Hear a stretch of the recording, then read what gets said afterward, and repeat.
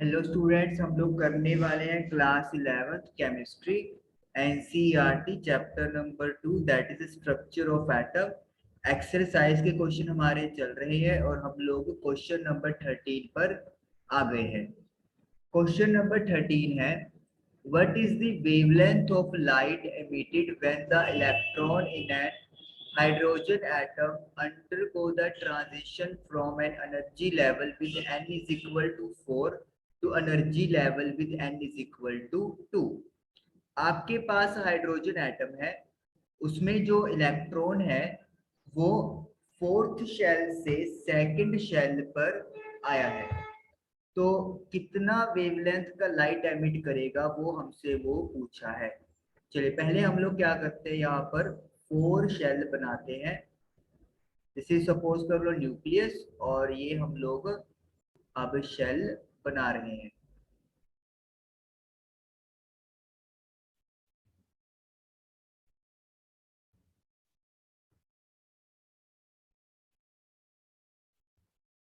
तो यहाँ पे देखिए, this is for N1, this is N2, N3, N is equal to 4। तो जो इलेक्ट्रॉन है उसने यहाँ से जंप किया है सेकंड ऑर्बिटल की तरफ, सॉरी सेकंड शेल की तरफ।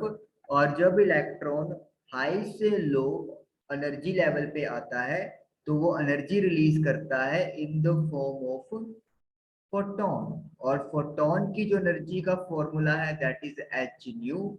तो हम लोगों को इसी फॉर्मूले को यूज करते हुए वेवलेंथ कैलकुलेट करना है।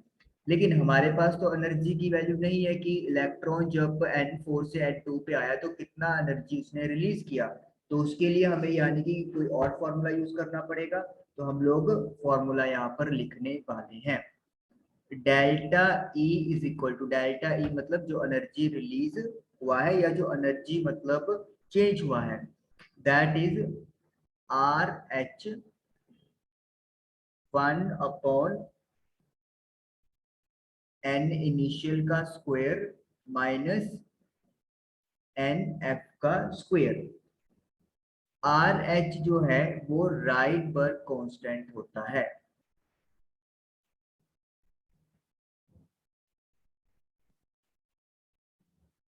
राइडबर्ग कांस्टेंट, और इसका जो वैल्यू है वो जूल के अंदर होती है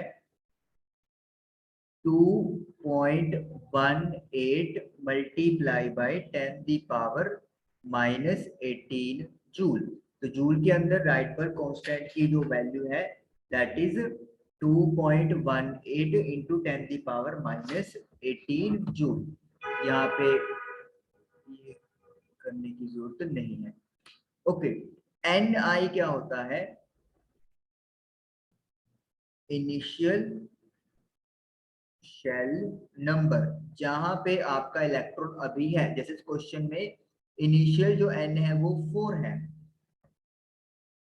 एन एफ होता है जहां पे आपका इलेक्ट्रॉन फाइनली पहुंचा है, फाइनल शेल नंबर, जो कि यहाँ पर 2 है। तो अब हम लोग इस फॉर्मूले में सारी वैल्यूज पुट कर देंगे। 2.18 मल्टीप्लाई बाय 10⁻⁻18, एन आई का स्क्वायर, एन आई की वैल्यू 4 है तो 4 का square 16। N F, N F की वैल्यू है 2 तो 2 का स्क्वायर 4।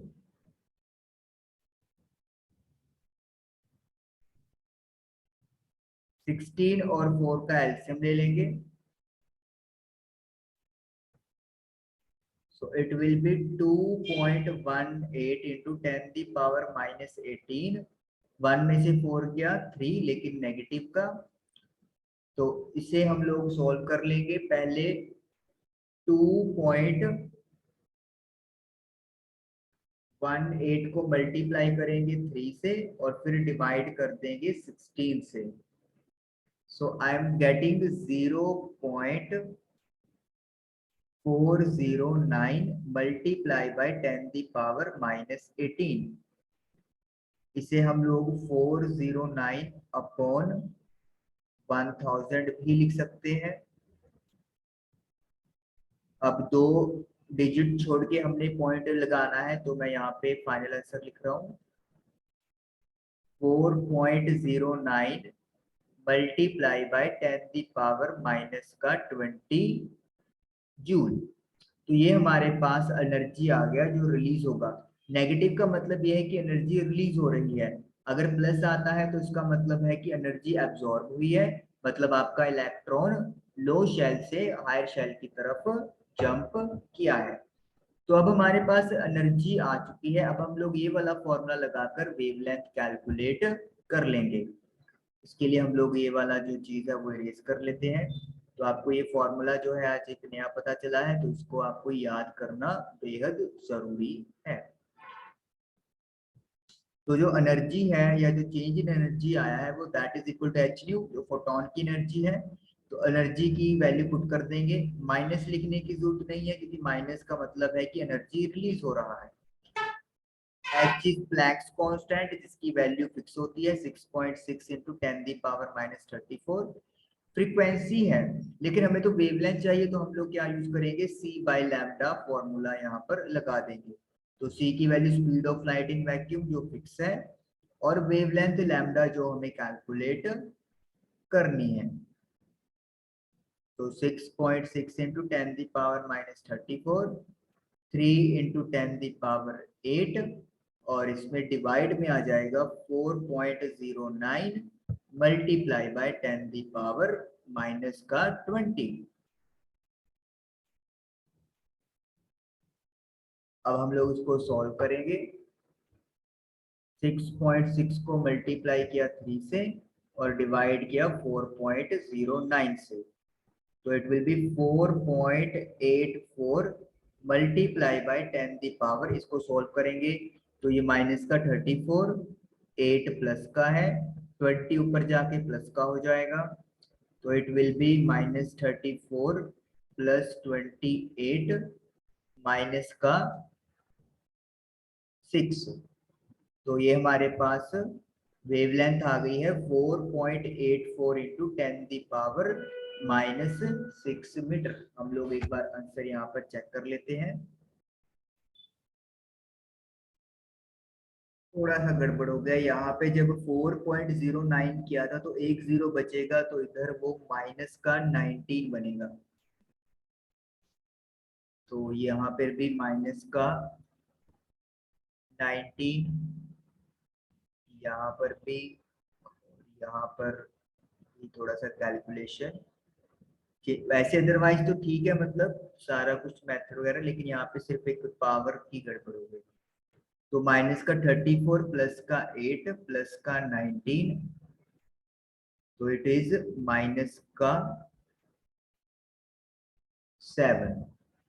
ओके, तो अगर हम लोग इसको पॉइंट को हटा देते हैं तो नीचे आपका 100 आ जाएगा, 10⁻⁻7 मीटर। ये जो 2 जीरोस है, 10⁻2 है, जब ऊपर जाएगा तो ये भी नेगेटिव हो जाएगा, तो माइनस का 7 माइनस का 2 इट विल बिकम माइनस का 9। अल्टीमेटली ये बन जाएगा 484 नैनोमीटर, क्योंकि आपके पास 10⁻9 नैनोमीटर होते हैं 1 मीटर के अंदर, तो इसीलिए इसे हम लोग नैनोमीटर लिख लेंगे। तो ये आप लोगों का आंसर आ गया। आई होप कि आप लोगों को क्वेश्चन नंबर 13 क्लियर हुआ होगा। Thank you for watching the video.